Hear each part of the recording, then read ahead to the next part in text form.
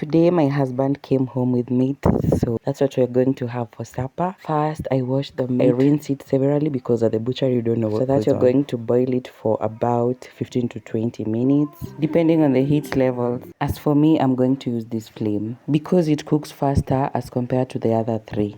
As the meat is boiling, I'm going to prepare sukuma wiki or kale because we are so hungry. I feel like this cooking is going to be a bit chaotic because I'm going to be cooking simultaneously. So I first prepare my basic ingredients, which are the onions, tomatoes, and then the dania, just to save time. I just had to cut my tomatoes like this, but I don't like this way of chopping it because it becomes thread-like after it's cooked. So yeah, here's the kales. We have meat boiling there, and then we have the leftover mrendas there, which is for our baby because she loves it.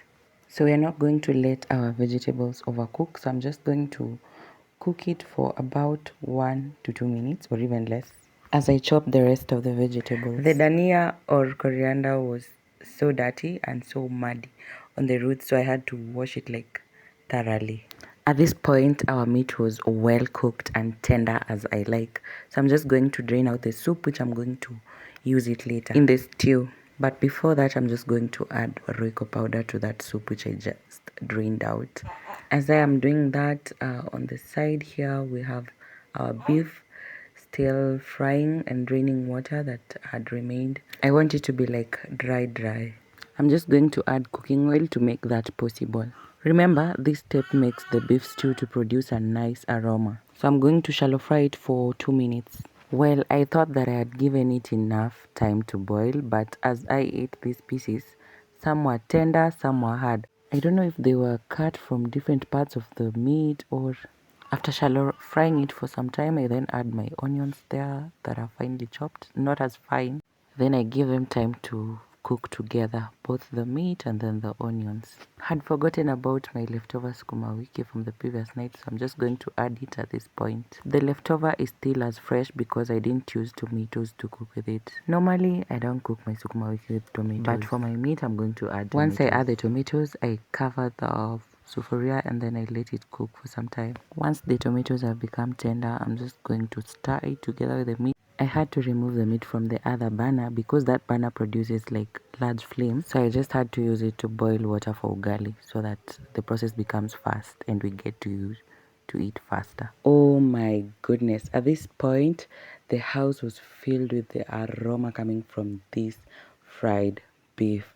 And Makiu, I've not yet added spices, or rather, I'm not even going to add any spices. Apart from the Royco powder that I just showed you.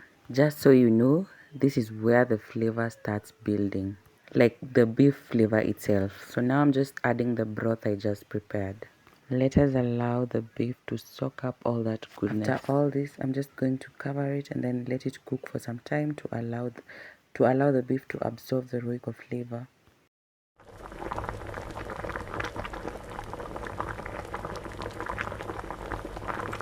The last step, I add my dania or coriander. I just let it simmer for some seconds, I think. As you can see, my water has boiled and we have to cook the ugali. But because I'm tired of standing for too long, my husband is going to cook it for me today. So here is the one who's rolling or spinning the ugali. Slowly coming together just the way it should. And voila! There goes our ugali, beef stew, and greens. So here goes our supper made with love.